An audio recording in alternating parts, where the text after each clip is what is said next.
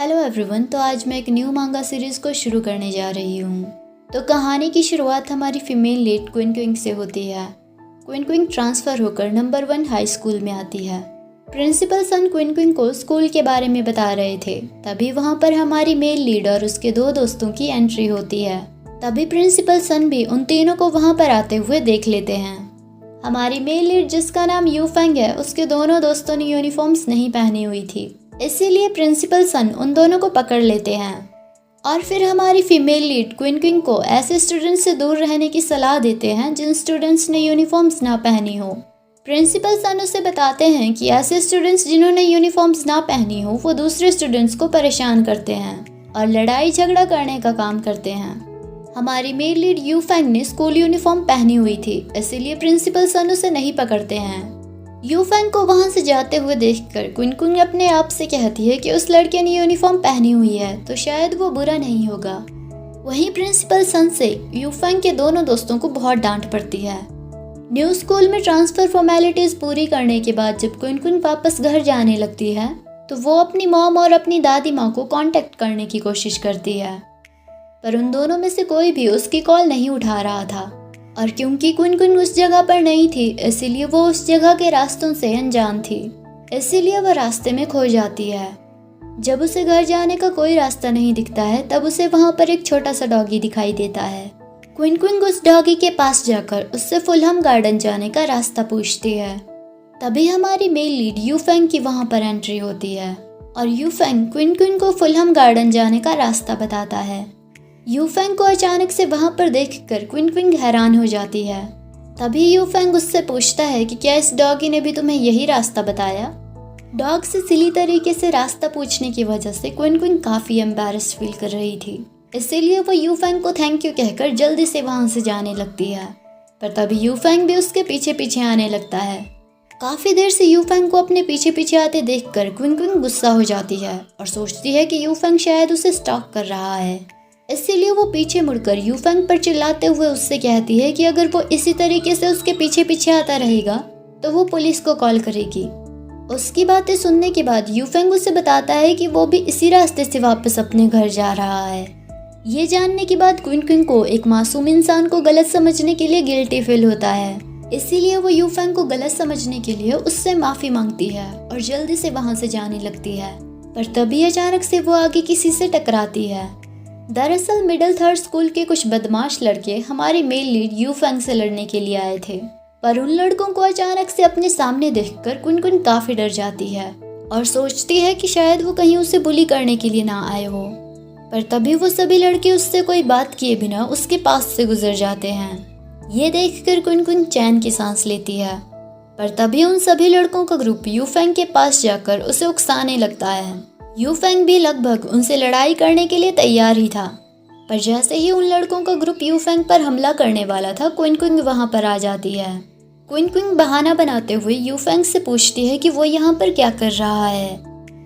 उनके डैड उन दोनों का लंच के लिए वेट कर रहे हैं। यू फेंग को उसकी बात समझ नहीं आ रही थी, तभी क्विन क्विंग उसे इशारा करते हुए कहती है कि वो उसकी मदद करने की कोशिश कर रही है। क्विन क्विंग की बातों की वजह से उन लड़कों का ध्यान अब तक भटक चुका था।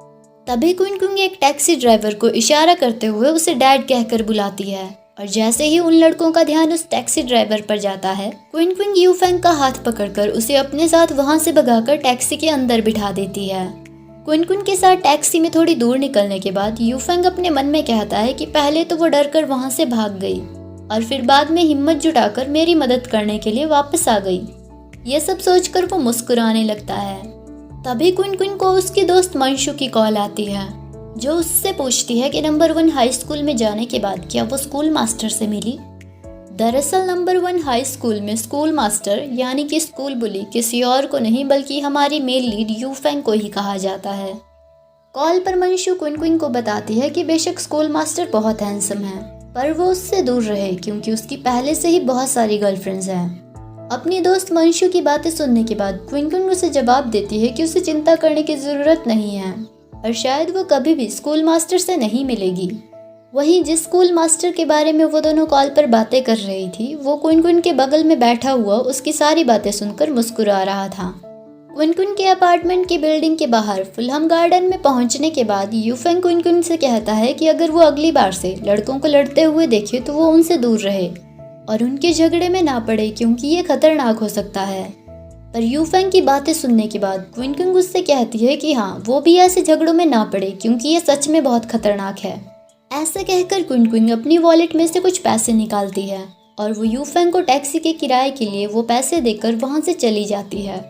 क्विन के वहां से जाने के बाद यूफेंग उन पैसों को उठाकर अपने आप से कहता है कि पहली बार मुझे किसी ने टैक्सी के किराए के लिए पैसे दिए हैं, इसीलिए मुझे ये पैसे संभाल कर रखने चाहिए। ऐसा कहकर वो उन पैसों को अपनी पॉकेट में डाल देता है। तभी टैक्सी ड्राइवर यूफेंग से पूछता है कि वो टैक्सी से बाहर क्यों नहीं निकल रहा है। इस पर यूफेंग उससे कहता है कि वो जहाँ से उसे लेकर आया था वो वहीं वापस उसे छोड़ दे। दोपहर के 2 बजे हमारी फीमेल लीड क्विन अपनी दोस्त मंशु के दिए हुए एड्रेस पर फैंगहुआ एंटरटेनमेंट सिटी में क्लास रियूनियन पार्टी के लिए जाती है और वहां पहुंचने पर वो अपनी दोस्त मंशु से मिलने पर उसे बताती है कि उसकी मॉम ने उसे शाम 7 बजे से पहले घर वापस आने के लिए कहा है। क्विन की बातें सुनकर मंशु उससे कहती है कि मुझे पता है कि तुम्हारे पेरेंट्स बहुत स्ट्रिक्ट है, पर तुम्हारा इस पार्टी में आना ही काफी है, इसी से क्लास रिप्रेजेंटेटिव बहुत खुश। मंशु फ्लो में ऐसा कहने के बाद बीच में ही रुक जाती है और फिर बात बदलते हुए क्विन से कहती है कि तुम्हारे यहाँ आने से सभी लोग बहुत खुश होंगे। तभी हमारी मेल लीड वैन यूफेंग की अपने दोनों दोस्तों ली जियांग और जी रुई के साथ वहां पर एंट्री होती है। यूफेंग के वहां पहुंचते ही सबसे पहले उसकी नजर मंशु से बात कर रही क्विन पर जाती है और वो क्विन को थोड़ी दूर खड़े रहकर काफी देर तक देखता रहता है। यूफेंग क्विन को वहां पर देखकर बहुत खुश था, इसीलिए जैसे ही क्विन वैनहुआ एंटरटेनमेंट सिटी के अंदर एंटर करती है, यूफेंग भी उसके पीछे पीछे उससे बात करने के लिए अंदर चला जाता है।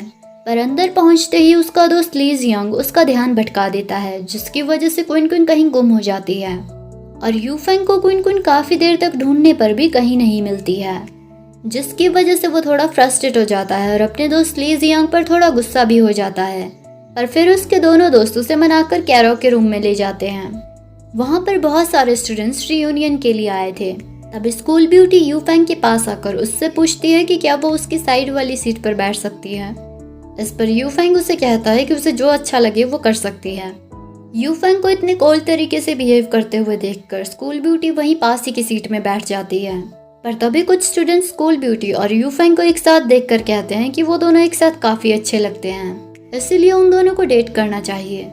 ऐसा कहकर वो सभी स्टूडेंट्स एक साथ शोर मचाते हुए यूफेंग को उस लड़की को डेट करने के लिए फोर्स करने लगते हैं। उन सबको उसे फोर्स करते हुए देखकर यूफेंग बहुत गुस्सा हो जाता है और उन सबको गुस्से में घूरते हुए शांत रहने के लिए सिर्फ 2 शब्द कहता है। पर यूफेंग को गुस्सा देखकर सभी स्टूडेंट्स काफी घबरा जाते हैं और बिल्कुल चुप हो जाते हैं। इस सब के बाद यूफेंग कैरो के रूम से बाहर आ जाता है। तभी उसे क्विन एक लड़के के साथ वहां से गुजरती हुई दिखाई देती है।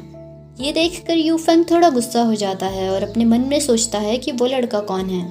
दरअसल वो लड़का कोई और नहीं बल्कि क्विन की दोस्त मंशु जिस लड़के के बारे में बात कर रही थी, वो वही लड़का क्लास रिप्रेजेंटेटिव बो था।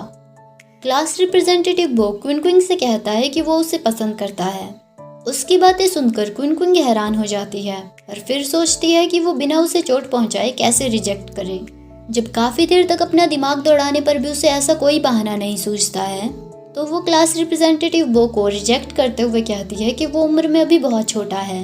पर उसने अभी इतना कहा ही था कि तभी यूफेंग वहां पर आ जाता है और क्विन से कहता है कि आखिरकार हम फिर से मिल ही गए। यूफेंग को वहां पर देखकर क्लास रिप्रेजेंटेटिव क्विन से पूछता है कि क्या तुम दोनों एक दूसरे को जानते हो।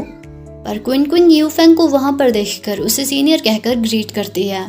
पर क्विन के उसे ग्रीट करते ही यूफेंग उसे बाजू से पकड़कर अपनी तरफ खींच लेता है और फिर क्लास रिप्रेजेंटेटिव को डराते हुए कहता है कि तुमने उसे प्रपोज करने की हिम्मत भी कैसे की। क्विन यूफेंग के उसे अपनी तरफ खींचने की वजह से और यूफेंग की बातों की वजह से काफी कंफ्यूजन में थी, इसीलिए वो चुपचाप वहीं पर खड़ी रहती है और क्लास रिप्रेजेंटेटिव को आगे कुछ नहीं कहती है।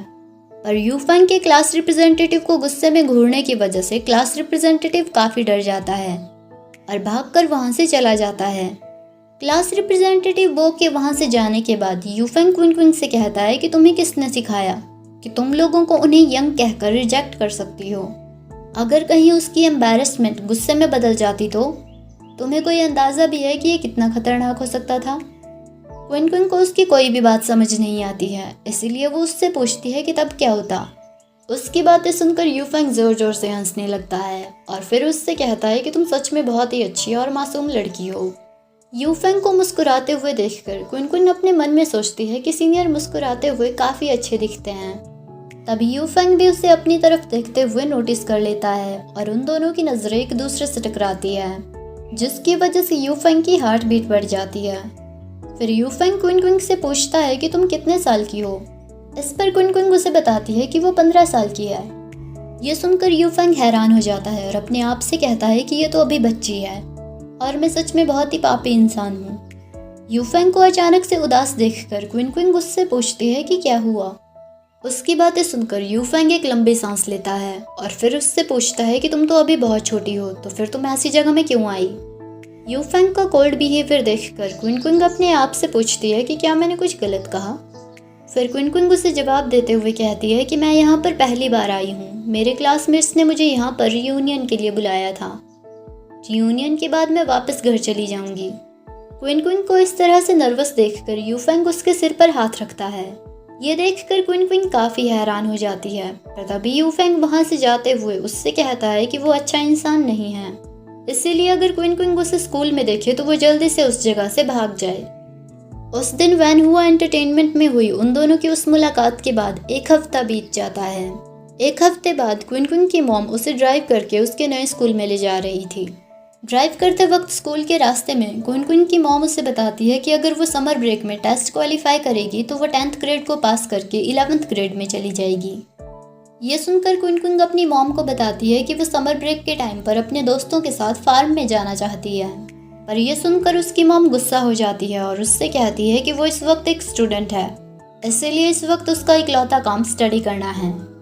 अपनी मॉम की ये बातें सुनकर क्विन क्विन उदास हो जाती है और आगे कुछ भी नहीं कह पाती है। तभी हमें यूफेंग को भी क्विन क्विन की कार के पास से गुजरते हुए दिखाया जाता है। और आज के लिए ये कहानी इतनी ही, आगे की कहानी अगली वीडियो में, तब तक के लिए बाय बाय।